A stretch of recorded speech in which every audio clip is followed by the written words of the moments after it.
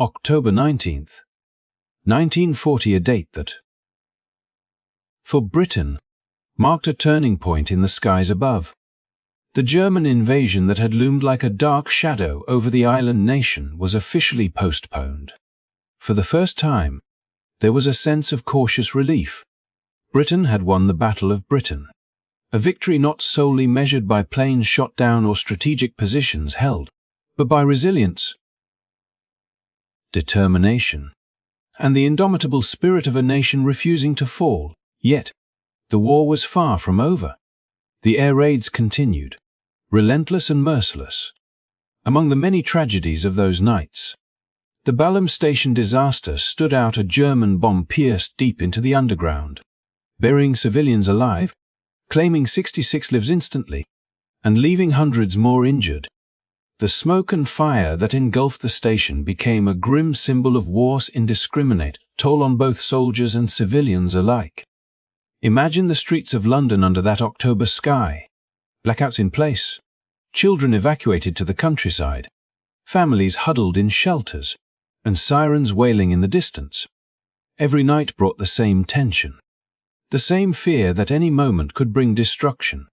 Yet, in the midst of chaos, ordinary people displayed extraordinary courage.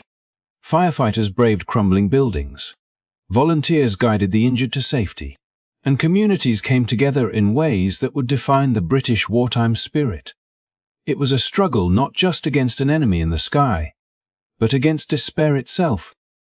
At the heart of Britain's defence was the Royal Air Force, led by figures like Air Chief Marshal Hugh Dowding and Group Commander Keith Park.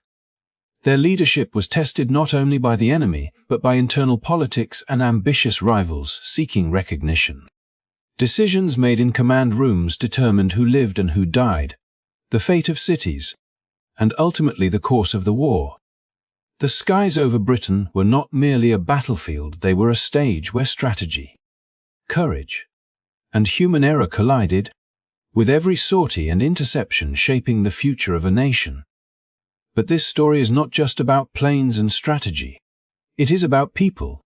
Children evacuated to the countryside numbered nearly 500,000 by mid-October, leaving homes and families behind for safety. Civilians carried on with daily life under threat, showing a resilience that history remembers as the quiet heroism of the home front. Meanwhile, across the North Atlantic, convoys were being attacked, and across Europe, political ambitions stirred new conflicts. The war was global. Yet in these skies over London, the human story, the bravery, fear, and hope was immediate and deeply personal. If you want to understand the full story of Britain's struggle, the heroism in the skies, and the incredible resilience of its people during one of history's most critical weeks, stick with us. Do not forget to hit the like button and subscribe to the channel for more detailed insights into World War II. Your support helps us continue bringing these stories to life, exploring history not just as dates and events, but as human experiences that shape the world we live in today. As the smoke from London's skies still lingered in the collective memory of Britain, the world beyond the English Channel was preparing for another dramatic chapter in the unfolding global conflict. In southern Europe, Benito Mussolini, the Italian leader whose ambitions had long danced in the shadow of Hitler's Germany, set his sights on Greece, a nation he believed could be quickly subdued. From the foothills of Albania, which Italy now occupied, Mussolini envisioned a swift campaign that would assert Italy's power and demonstrate his military prowess. He imagined a 2-week conquest, a show of force that would rival Germany's successes in Europe. Yet what he failed to recognize was that the mountains of Epirus and the autumn weather would turn this seemingly simple campaign into a logistical nightmare, a crucible that would test the very limits of his army. Mussolini's generals, seasoned officers who had spent years understanding the complexities of warfare, were hesitant, aware of the myriad challenges that lay ahead.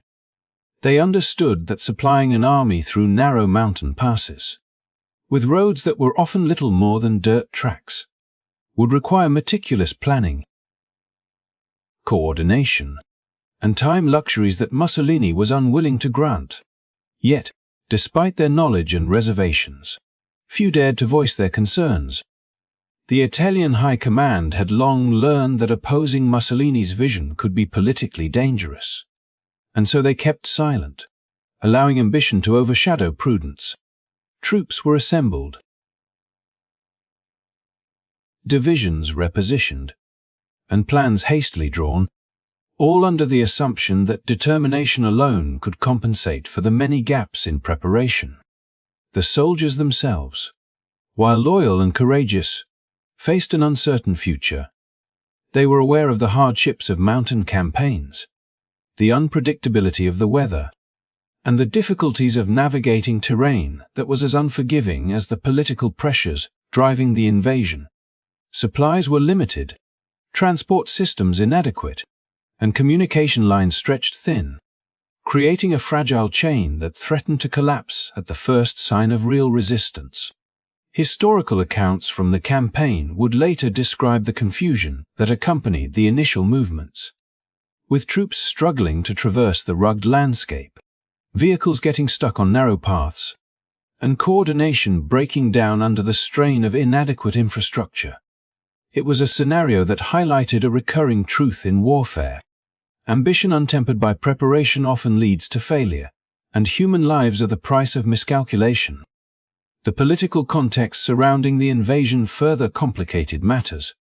Mussolini had felt slighted when Germany acted independently in Romania, and now he sought to demonstrate that Italy could act decisively on its own terms. Yet this desire to assert dominance came at a time when Europe was already stretched thin by ongoing conflict. Hitler's attention was elsewhere. The British remained defiant, and Mussolini's decision to act without consultation or coordination created tension not only within his own military but also among his Axis partners. This was not merely a military maneuver. It was a statement of intent, a declaration that Italy intended to carve out its influence and command respect on the international stage. The campaign's challenges became immediately evident once the invasion began. The mountainous terrain slowed advances, making it difficult to maintain momentum, and the harsh autumn conditions added an extra layer of difficulty, with rain turning roads into mud and chilling winds sapping the strength of troops. Supplies that were meant to sustain the army for weeks ran low, and communication breakdowns led to disorganization on the battlefield. Italian forces, despite numerical superiority in some areas, struggled to coordinate attacks and faced fierce resistance from Greek defenders, who used their knowledge of the terrain to great advantage. Each valley, river crossing, and mountain pass became a tactical obstacle, transforming what was meant to be a rapid conquest into a grueling struggle of attrition. This campaign also revealed the human dimension of strategic misjudgment. Soldiers endured exhaustion, hunger, and the stress of constant danger, while commanders grappled with the reality that plans made in the comfort of office halls could unravel under the pressure of terrain, weather, and enemy action. The Greek defenders, though smaller in number and resources, leveraged their environment and morale to create setbacks that the Italian leadership had not anticipated. It was a stark reminder that the human factor, courage, ingenuity, and resolve can shape the outcome of events as much as strategy, technology, or numbers. In retrospect, the Italian invasion of Greece was more than a military episode. It was a study in the consequences of overconfidence, the importance of logistics, and the limits of unilateral decision-making. Mussolini's vision clashed with reality, and the ensuing struggle foreshadowed the broader difficulties that would emerge as World War II expanded into multiple theaters across the globe. While the news from Britain spoke of victories in the air and political maneuvering behind the scenes, in the mountains of Greece, Italy confronted the harsh truth that ambition alone could not secure triumph. This moment also underscored a larger pattern in the global conflict. The interconnectedness of war. Decisions made in one corner of the world, whether in London, Rome, or Tokyo, reverberated across continents. Influencing strategy, alliances, and the fate of millions. Just as Britain relied on courage and preparation to withstand the Luftwaffe, Italy would soon learn that careful planning and respect for logistical realities were essential for any lasting success. In the end, the invasion of Greece was a cautionary tale, a chapter in which the human costs of misjudgment became painfully clear, and where the unpredictable nature of war challenged even the most ambitious leaders.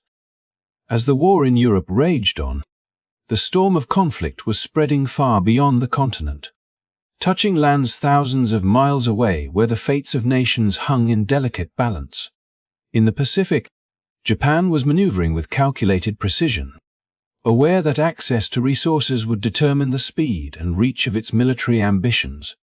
In mid-October 1940, Japan successfully negotiated a deal with the Dutch East Indies, securing 40% of their oil production for the next 6 months. This was not merely a trade agreement. It was a strategic lifeline that would fuel the engines of war and grant Japan the capacity to project power across Asia. The arrangement came despite British attempts to intervene, illustrating the limitations of colonial powers in policing global supply lines and foreshadowing the tensions that would erupt later in the region. Meanwhile, Britain, aware that Japan's expansion threatened not only China but also the stability of Southeast Asia, took measures to reinforce its ally. The Burma Road, a vital supply route to the Chinese nationalists, was reopened on October 18, allowing essential materials, from weapons to fuel, to flow into the hands of Chiang Kai-shek's forces. The road itself was a marvel of engineering and endurance, snaking through treacherous mountains and dense jungles, where landslides, torrential rains, and narrow passes constantly threatened the passage of convoys. Thousands of laborers and soldiers worked tirelessly to maintain the route, aware that the supplies they transported could tip the balance in China's desperate struggle against Japanese aggression. The reopening of the Burma Road symbolized not just logistics but the delicate interplay of strategy, politics, and human perseverance that defined warfare in this theater. Amid these maneuvers, Thailand, newly rechristened from Siam, sensed an opportunity in the shifting power dynamics of the region. Having maintained its independence through careful diplomacy and adaptation during the colonial era, Thailand now sought to reclaim territory it had lost to French Indochina in previous decades.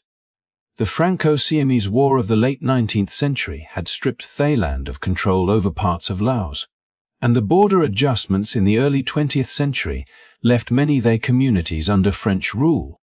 Emboldened by Japan's occupation of northern French Indochina, Thailand's Prime Minister, Major General Plakpibul Songram, initiated skirmishes along the border in a calculated test of strength, assessing both French resolve and the potential for regional expansion.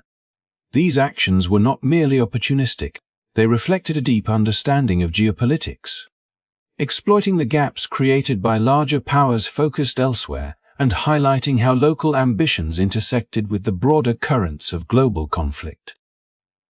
In China, the effects of these regional struggles were immediate and tangible.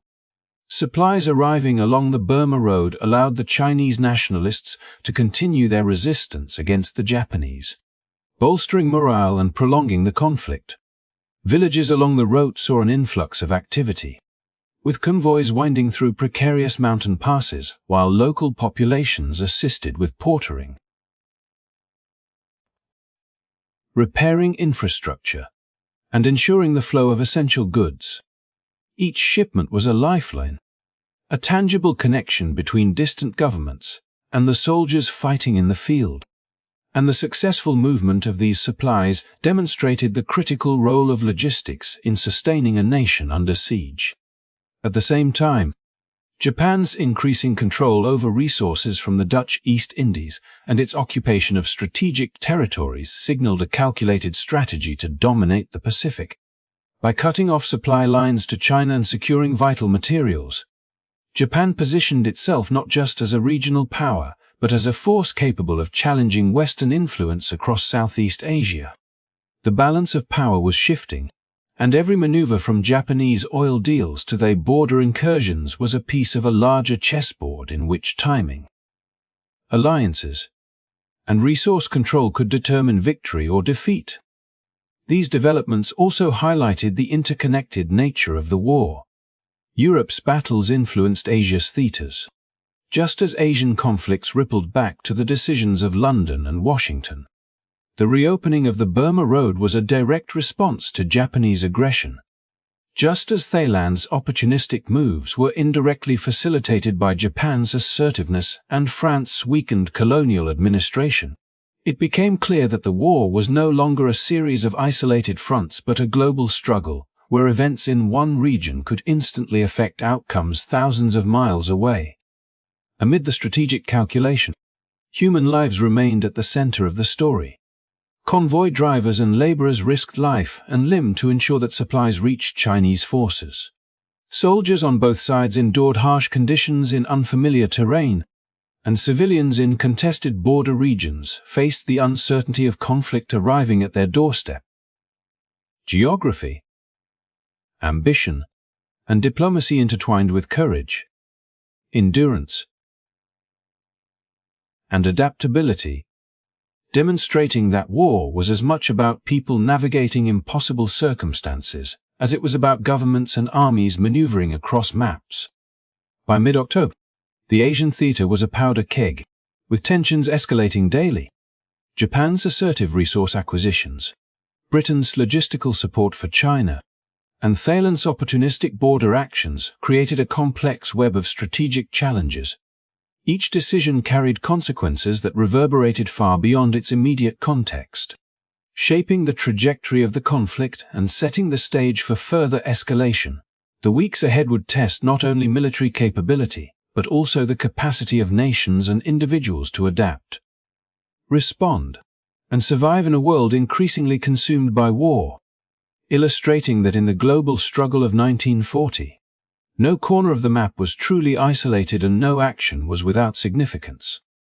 While Europe and Asia grappled with the ambitions of nations and the maneuvering of leaders, the North Atlantic became a theater of war in its own right, a vast expanse where the stakes were measured not in territory but in survival and supply. By mid-October 1940, German U-boats prowled these waters with deadly efficiency, seeking to sever the lifelines that connected Britain to the rest of the world.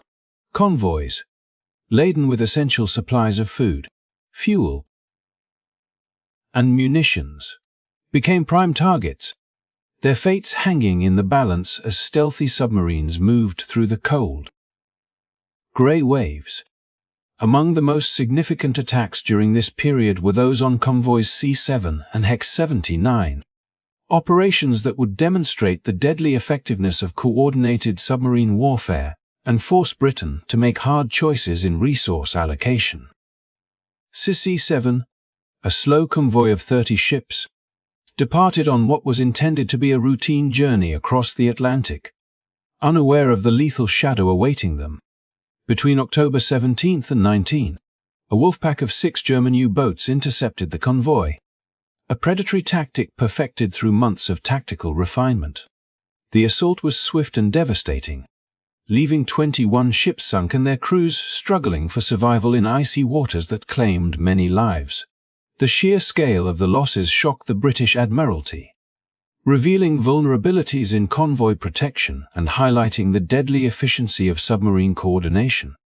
As the survivors clung to lifeboats and debris, the reality of modern naval warfare became painfully clear. No merchant vessel, however vital to the war effort, was truly safe from the invisible threat lurking beneath the waves. Almost simultaneously, Convoy X-79, a larger formation of 49 ships, faced a similar fate. On October 19 and 20, 12 of its vessels were claimed by the same Wolfpack tactics, adding 152,000 tons of shipping to the toll of the previous days. These attacks were not isolated incidents, but part of a calculated German strategy to strangle Britain's supply lines and force the island nation into submission through attrition and disruption. Every ship lost was more than steel and cargo. It represented lives, critical resources, and the fragile balance that kept Britain's war machine running. In response, British commanders were compelled to divert escorts from other duties, including anti-invasion preparations along the coast, to safeguard the remaining convoys. This relocation of resources illustrated the cascading consequences of submarine warfare, where a single attack could ripple across strategy, logistics, and national defense planning. The men aboard the U-boats, figures like Gunther Prien, famed for sinking the Royal Oak, and Heinrich Blickrot, who had claimed the city of Benares, operated in a realm of precision and peril, navigating hostile waters while executing complex maneuvers designed to overwhelm their prey. Their actions highlighted the duality of naval warfare, where heroism and infamy intertwined, and where skill could tip the scales of entire campaigns. At the same time, the crews of the convoys faced unimaginable stress, braving not only the natural dangers of the Atlantic, but also the relentless pressure of unseen enemies striking from below, turning every crossing into a test of endurance, courage, and improvisation. The impact of these attacks extended far beyond immediate losses. Britain's naval command had to reconsider the structure of its convoy system, developing more sophisticated escort tactics and communication methods to anticipate Wolfpack formations. Convoy defense became a chess game played across vast distances, requiring coordination between destroyers, corvettes, and aircraft patrolling overhead. The effectiveness of the U-boats underscored the importance of intelligence, reconnaissance, and adaptability, forcing the Allies to innovate rapidly to counter a threat that was as fluid as it was deadly. Every adjustment, every tactical decision, reflected the high stakes of a war where the survival of supply lines could determine the outcome of battles and the resilience of entire nations. Beyond strategy and logistics, the attacks revealed the human dimension of warfare at sea.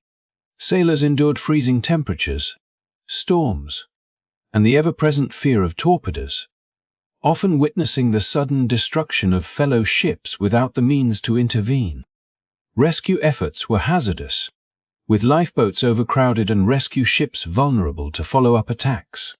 Letters sent home spoke of courage, camaraderie, and the mental strain of waiting for the next strike, reminding us that history is not solely measured in tonnage sunk but in the experiences, sacrifices, and endurance of those who lived through it. The Atlantic, vast and relentless, became both a battlefield and a crucible for human endurance, shaping stories of heroism and tragedy alike. The North Atlantic campaign also had strategic ramifications that tied into other theaters of the war, with Britain forced to divert escorts from coastal defenses. The pressure on fighter command and anti-invasion measures increased, linking events on the sea with those in the skies over Britain. Just as Italian ambitions in Greece and Japanese moves in Asia were stretching resources and testing planning, the submarine attacks revealed that global conflict required a delicate balance of priorities, where losses in one arena could compromise efforts in another. Coordination, intelligence, and resource management became not just administrative concerns but matters of life and death, with the outcome of the broader war hanging in the balance. By the end of October 1940, the saga of C-7 and Hex-79 underscored the evolution of modern warfare. Germany's Wolfpack tactics illustrated the deadly potential of technology and coordination, while Britain's response showcased resilience, adaptability, and ingenuity under pressure. The convoys were more than logistical operations. They were lifelines connecting continents, sustaining nations, and carrying the hopes of soldiers and civilians alike. Each torpedo launched, each evasive maneuver executed, and each rescue effort undertaken became part of a larger narrative, a story of human courage intertwined with strategy, where the outcome of the war was shaped not only by leaders and plans, but by the men and women navigating the perilous waters of a world at war. While the Atlantic convoys fought for survival and the mountains of Greece challenged Italian ambition, across the ocean, the United States was quietly preparing for a conflict that seemed increasingly inevitable. President Franklin D. Roosevelt, fully aware of the accelerating crisis in Europe and Asia, made a statement on October 12, 1940, that reflected both prudence and determination. Our course is clear, our decision is made. We will continue to pile up our defense and our armaments. We will continue to help those who resist aggression, and who now hold the aggressors far from our shores. These words were more than rhetoric. They marked a turning point in American policy, a commitment to both readiness and global responsibility in a world sliding toward total war. Within days, the machinery of preparation was set in motion. The Selective Service Act, long a subject of political debate, moved forward with the appointment of Clarence Dykstra as Director of the Selective Service on October 15, followed by the beginning of draft registration on October 16. Over 16 million men would register for potential conscription, and the first drafts were scheduled for October 29. This mobilization was unprecedented in scale, signaling a nation preparing not just to defend its borders but to influence global events. The United States, still officially neutral, was quietly building an army that could support allies, protect trade routes, and respond to aggression on multiple fronts. Simultaneously, the American industrial machine was in overdrive. Factories that had once produced consumer goods were retooled to manufacture high-octane fuel, trucks, artillery, and weapons destined for Allied forces. Particularly China, in one remarkable example of logistical coordination, 5,000 Chinese laborers loaded $20 million worth of fuel and military supplies onto 2,000 American-built trucks, ensuring that Chiang Kai-shek's forces could continue their fight against Japanese invasion. The Burma Road, reopened by British forces to facilitate this flow of resources, became the artery through which American industry, Chinese determination, and British diplomacy converged, illustrating the intricate global network sustaining resistance against aggression. Dykstra's decisions reflected a careful balancing act. On one hand, he needed to bolster the military and prepare the nation for potential conflict. On the other, he had to navigate the isolationist tendencies of the American public, weary of entanglement in another European war. His approach combined pragmatism with foresight. While the nation's shores remained safe from immediate attack, the president understood that the fates of distant nations, Britain battling the Luftwaffe, China resisting Japanese expansion, and nations under threat in Europe and Asia were inextricably linked to America's own security.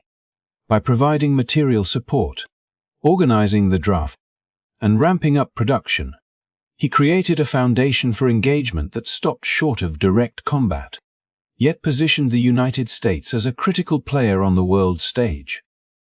The human dimension of this preparation was as profound as the political and logistical.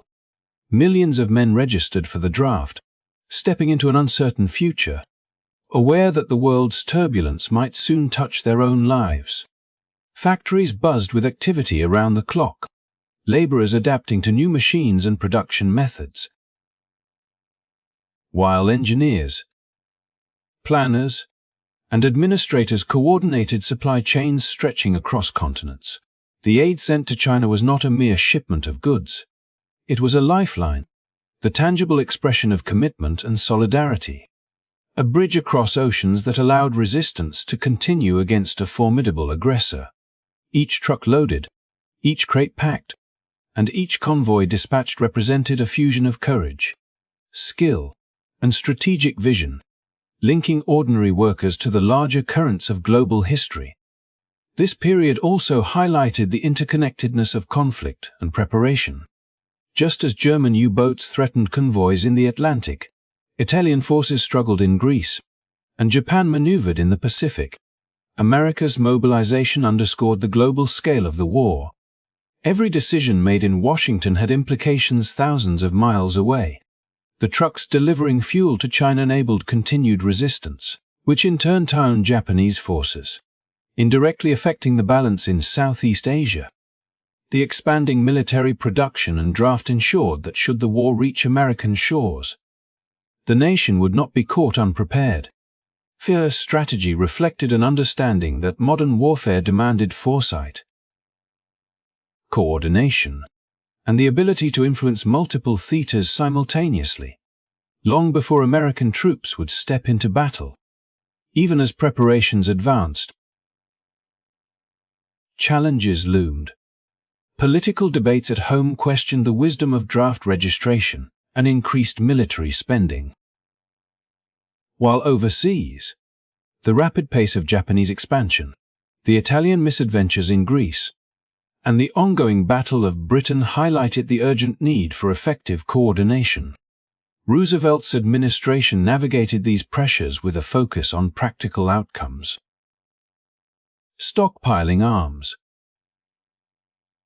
training soldiers, and ensuring that aid reached those resisting aggression. Every shipment sent to China, every draft lottery conducted, and every factory repurposed was a calculated step in a larger strategy, a demonstration of the subtle yet decisive ways in which a nation could shape the course of global conflict even before entering direct combat. By the end of October 1940, the United States had set in motion a network of preparation and support that would become crucial in the months and years to follow. Fier's vision combined industrial might, military planning, and international solidarity, creating a bridge between domestic readiness and global responsibility. The trucks rolling along the Burma Road, the young men registering for the draft, and the factories churning out arms were more than logistical feats. They were embodiments of a nation awakening to its role in a world at war, a nation whose actions, though distant from the front lines, would reverberate across continents and shape the destiny of millions. As the skies over Britain began to quiet from the relentless bombing raids, a different kind of storm was brewing within the Royal Air Force, one that was no less intense than the Luftwaffe's assault. The Battle of Britain had been won in the sense that the threat of invasion was postponed indefinitely, and the RAF had proven its resilience, courage, and skill. Yet, behind the headlines of victory and the tales of dogfights over southeast England, tensions simmered in the corridors of command, where ambition, pride, and differing philosophies on air warfare collided in ways that would shape the future of the service and the war itself. At the heart of this conflict were Air Chief Marshal Hu Dowding, the commander of Fighter Command, and his subordinate, Air Vice Marshal Keith Park, in charge of 11 Group, the sector responsible for defending London and the southeast. Dowding, a man of meticulous planning and caution, had been focused on conserving resources, ensuring fighters were deployed strategically, and maintaining the integrity of defensive operations. Park, similarly dedicated to his mission, placed the safety of his airfields and pilots above political maneuvering, often clashing with other commanders whose ideas were rooted more in personal ambition than in the realities of warfare. Enter Trafford Leigh-Mallory and Wing Commander Douglas Bader, proponents of the Big Wing strategy, which involved assembling multiple squadrons to confront incoming German raids in mass over the Channel. On paper, the idea seemed audacious and dramatic, a show of force that promised glory for those leading it. In practice, however, the Big Wing was cumbersome, slow to, and often arrived too late to effectively intercept enemy formations, despite its limited tactical success. Leigh Mallory and Bader promoted it as a revolutionary approach, positioning themselves as visionary leaders while simultaneously casting doubt on the abilities of Dowding and Park. The tension was not merely about strategy, it was a collision of egos. With careers, reputations, and influence at stake, and the RAF's wartime decision-making became entangled with personal ambition. The political dimension only intensified the pressure. Sir Cyril Newall, Chief of the Air Staff, found himself caught between competing factions and ultimately became the first casualty of this internal struggle. Forced into retirement on October 25 under pressure from influential figures including Lord Beaverbrook and even Prime Minister Winston Churchill. His replacement, Sir Charles Portal, inherited a service already divided by differing doctrines, lingering resentments, and the high-stakes consequences of leadership decisions. Within fighter command, meetings grew tense. Accusations flew, and Dowding and Park were subjected to scrutiny not for their performance in battle. They had defended Britain effectively, but for their unwillingness to embrace a strategy championed by ambitious rivals. The conflict over the big wing strategy illustrates a timeless truth about leadership in wartime, even when victory is achieved. Human ambition, political maneuvering, and personal rivalry can influence decisions as much as tactical necessity. Dowding and Park had to navigate not only the external threat of the Luftwaffe, but also the internal threat of colleagues whose priorities were shaped by desire for recognition and advancement. The stress of defending the nation was compounded by the need to defend one's professional credibility and to advocate for methods grounded in experience and practicality rather than spectacle.